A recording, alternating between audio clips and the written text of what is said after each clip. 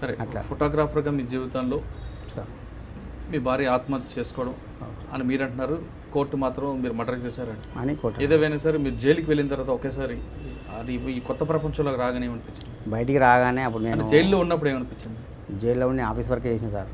అసలు ఎందుకంటే మీరు నేను ఊహించిన చదువుకున్నాను పరిణామం కదా జైలు అనేది. ఊహించాను, బాగా అనుభవించాను సార్. మా మొత్తం అంటే ఇక భరించలేకపోయాను సార్. ఎందుకంటే బయట తిరిగి మనం ఫోటోగ్రాఫ్ చేసి అట్లా చేసినాక పిల్లలు దిక్కు, మా అమ్మ నాన్న దిక్కు, నేను ఒక దిక్కు అయిపోయిందని చాలా బాధపడేది సార్. రోజు డైలీ బాధపడేది, ఏడ్చేది. ఏడ్చినాక ఇక మన సార్లు కూడా మన జైలు డిపార్ట్మెంట్ కూడా నేను చదువుకున్నందుకు, సరే నువ్వు చదువుకున్నావా, నువ్వు మంచి వర్క్ చేయాలని చెప్పేసి ఆఫీస్ వర్క్ చేయించింది సార్. నాకు కంప్యూటర్ వర్క్ చేసాను నేను ఆఫీస్ వర్క్లో. జైల్లో ఉన్నప్పుడు మీ అమ్మగారు అన్నగారు వచ్చేవారు? వచ్చింది సార్. మా అమ్మ వచ్చేది. వాళ్ళు కూడా వాళ్ళ మీద కూడా కేసు పెట్టారా? పెట్టలేదు సార్, పెట్టలేదు. నర్సంపేటలే, మా అక్కడే నర్సంపేట. మా జైల్లో అత్తగారు ఉన్నప్పుడు మీ కుటుంబ సభ్యులు ఎవరైనా కోల్పోయారు అంటారు? మా నాన్న చనిపోయింది సార్. మరి చూడడానికి వచ్చారా? నేనే పోయినా సార్. ఎందుకంటే మాకు ఎస్కార్ట్ పేరు వెళ్తారు సార్. ఎస్కార్ట్ పేరు ద్వారా ఇంటికి పోయినా, ఇంటికి చూసిన దానం సంస్కారం అయిపోయేదానికి ఉంచింది. అయిపోయినాక మళ్ళీ తీసుకొచ్చింది ఇక్కడికి, తీసుకొచ్చి లోపడేసినట్టు. మళ్ళీ నేను ప్రతి సంవత్సరానికి ఒకసారి బయటికి పోయేది. 1 మంత్ పెరడు ఉంటుంది సార్ మాకు. పెరడు ఇంటికి పోయి వచ్చేది అన్నట్టు. ఇంటికి పోయి పాపలు కూడా చూసుకునేది, వచ్చేది సార్. కానీ సంపాదించిన డబ్బులు ఏమంటే కనుక మా పాపలకి ఇట్లా ఇచ్చేది. అంటే మీ భార్య చేసిన తప్పుకి ఇలా మీరు చేసిన తప్పుకో అదే సార్, పిల్లలు చాలా అన్యాయంగా అనాథలు అయిపోయింది సార్. అనాథలు అయ్యారు కదా. మరి ఆ పరిస్థితి అనుకున్నప్పుడు ఏమనిపించింది? వాళ్ళు చెప్పేవారు వచ్చి సార్? జైలుకు ములాఖతుకు వచ్చేవారు? వచ్చారు సార్. ఏం చెప్పేవారు? చెప్పేసి మేము మా తాత కోపడతాడు, కొడతాడు, ఇట్లా చేసి మేము చదువుకోలేకపోతున్నాం అని చెప్పేసారు వాళ్ళు. స్కూల్లో వాళ్ళకి ఇబ్బంది అయితే గవర్నమెంట్ స్కూల్లే చదివింది సార్. ఎందుకంటే మన సార్లు కూడా గవర్నమెంట్ స్కూల్లో చేయించాలి. స్కూల్లో సాధారణంగా పిల్లలు అంటుంటారు కదా, మీరు నాన్న జైలు చేసి. అదే సార్, అది అని వాళ్ళు బాగా ఆవేదన పడేది అన్నట్టు. మా ఇంటికి వచ్చి ఇక్కడికి వచ్చి ఏడ్చేది నన్ను. ఏడ్చిన తర్వాత మళ్ళీ సార్ తోటి చెప్పుకొని, సార్ ఎట్లా సార్ పరిస్థితి, ఇట్లా చదవలేకపోతున్నా అంటే మేము చదివిస్తాంలే అబ్బా, ఏం లేదు బాధపడకుండా అని చెప్పేసి ఆ స్కూల్లో చెప్పేసి వాళ్ళు పంపించారు సార్. గవర్నమెంట్ స్కూల్లే ఇక్కడ పంపించి చదువుకున్నారు సార్ వాళ్ళు. ఇప్పుడు ఇంటర్మీడియట్ అయిపోయింది సార్. మా అంటే డిగ్రీ. ఎన్ని సంవత్సరాలు శిక్ష పడింది? 10 సంవత్సరాలు పడ్డాయి సార్. 10 సంవత్సరాలు కంప్లీట్ చేశారు. 7.5 సంవత్సరాలు చేసిన సార్. 7.5 సంవత్సరాలు చేయగానే జీవో ఇచ్చింది సార్. కేసీఆర్ గవర్నమెంట్ రాగానే జీవో ఇచ్చింది. మంచిగా అంటే సత్వప్రవర్తన మంచిగా చేసిన వల్ల వాళ్ళకి జీవో ఇచ్చి బయటకు వచ్చినాం. నేను 2016 మార్చి 29 రిలీజ్ అయింది సార్. ఏప్రిల్ 20 తారీఖు అంటే 2016 ఏప్రిల్ 20 తారీఖు మా దగ్గర పనిచేసి మేము జాబ్లు ఇస్తామని చెప్పేసి మన డీజీ గారి దయ వల్ల. 7.5 సంవత్సరాలు జైల్లో ఏం నేర్చుకున్నారు? నేను ఇక అదే కంప్యూటర్ వర్క్ చేసిన సార్. ప్లస్ సోప్ ఫ్యాక్టరీ చేసిన, సోప్ తయారు చేయడం, ఇంకోటి ప్రింటింగ్ ప్రెస్లో ప్రింటింగ్ చేయడం, ఇవన్నీ చేసిన సార్. అంటే ఇవన్నీ నేర్చుకున్నారు. మానసికంగా మీరు దృఢంగా అయ్యారా లేదా? ఇక మానసికంగా అంటే చాలా బాధపడ్డాం, కొన్ని రోజులు బాధపడ్డాం సార్. చాలా ఒక 4-5 సంవత్సరాలు అయితే భరించలేకపోయినాం సార్. ఇక ఉండలేకపోయినా 4-5 సంవత్సరాల తర్వాత ఇక జీవో వస్తలేమో అని వాళ్ళు చెప్పే ధైర్యాన్ని బట్టి మనం కొంచెం ఆ వర్క్ మీద డిపెండ్ చేయవలసి వచ్చింది సార్. అంతేగాని భార్యలను వేధించకూడదు అనేది నేర్చుకోలేదా? ఎందుకు చేయించుకోండి సార్, చేసుకుంటాం కానీ ఆలోచించేది అప్పుడు ఏడ్చేది కాసేపు అప్పుడు కొనే సార్ మళ్ళీ తర్వాత.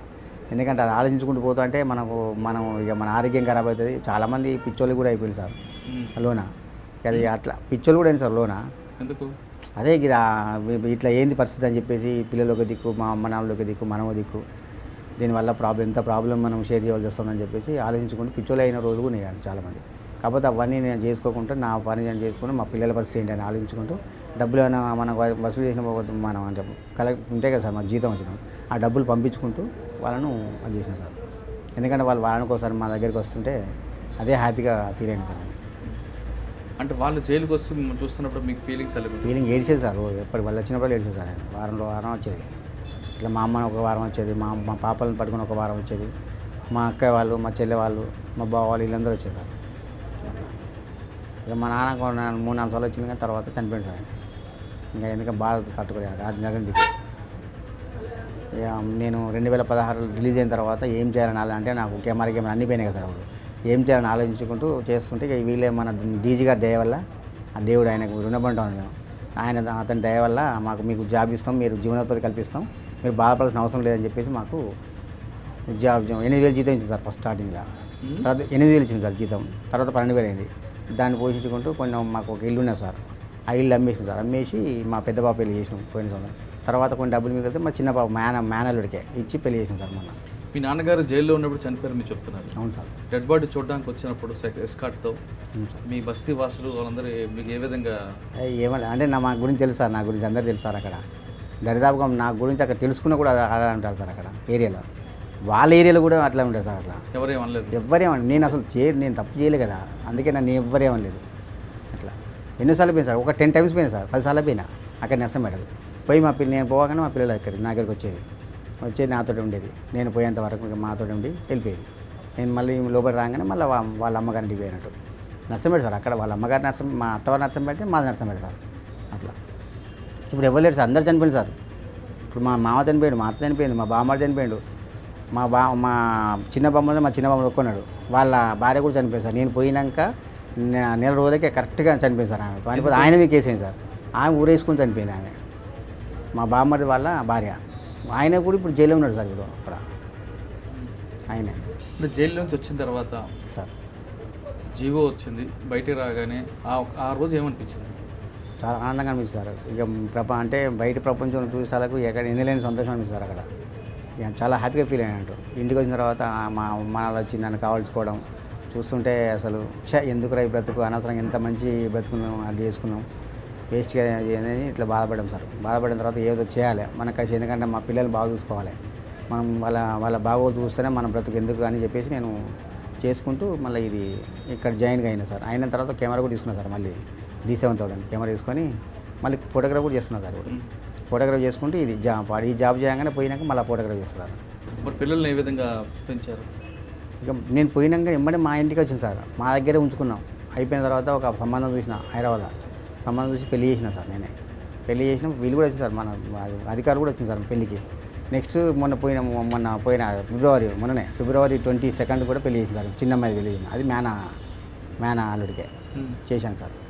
అంటే జైలుకి వెళ్ళి వచ్చిన తర్వాత ఇద్దరు ఆడపిల్లలు మీరు పెళ్లి చేశారు, చాలా సంతోషం. పెళ్లి చేస్తున్న టైంలో అంటే రెండో సంబంధం మీకు మేనరేకం అంటున్నారు, మొదటి సంబంధం అప్పుడు మీ నాన్న జైలుకి వెళ్ళి వచ్చారు అన్న ఎక్కడైనా ఇబ్బంది పడలేదు?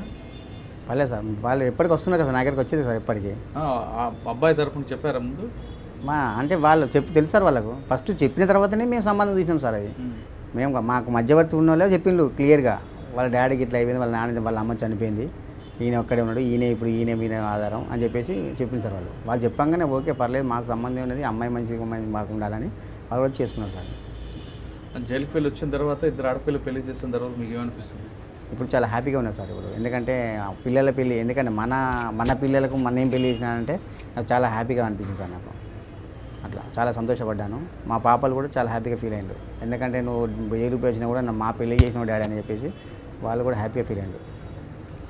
ఫైనల్గా చెప్పండి చారి గారు, శనికావేశంలోనూ ఇందులో మీ ఆ వైఫ్ చేసుకోవడం, రోడ్డు మీ కుటుంబం అంతా చిన్నభిన్నం అయిపోయింది, అంతవరకు చక్కగా ఉన్న మీ కుటుంబం అంతా మీరు జైలుకి వెళ్ళడం, తల్లి చనిపోవడం, పిల్లల బంధువుల దగ్గర పెరగడం, ఇటువంటి పరిస్థితి వేరే వాళ్ళకి రాకుండా ఉండాలంటే మీరు ఇచ్చే మెసేజ్? మేము అలా చేస్తే ఎన్ని ప్రాబ్లం పడ్డామని, మా ప్రాబ్లం ఏంటో ఎంత పడ్డామని చెప్పి వాళ్ళ బాధలు కూడా వాళ్ళకి చెప్పేస్తాం సార్. మేము ఎదురు వ్యక్తులకి ఏమైనా గొడవ అయిందనుకో, బాబుకి ఇది పరిస్థితి, భార్యలకి ఇట్లా అనుకుంటే ఇది పరిస్థితికి ఇది మేము చాలా అనుభవించినాం, మా అనుభవం మీకు రావద్దు, మా బాధలు మీకు రావద్దు అని చెప్పేసి మంచిగా ఉంటే కాంప్రమైజ్ ఏదో మంచిగా ఉండి మీరు మంచిగా బ్రతకాలి అని చెప్పేస్తాం సార్. ప్రతి ఒక్కరు అదే చెప్పేస్తున్నాం సార్. నేను అక్కడ కూడా మా ఏరియాలో కూడా అట్లా ఏమైనా చిన్న గొడవ అయినా కూడా ఎందుకే బాబు తలకాయ నొప్పి, మేము అనుభవించి చాలు, మీరు కూడా అలా అనుభవించకండి అని చెప్పేస్తున్నాం సార్.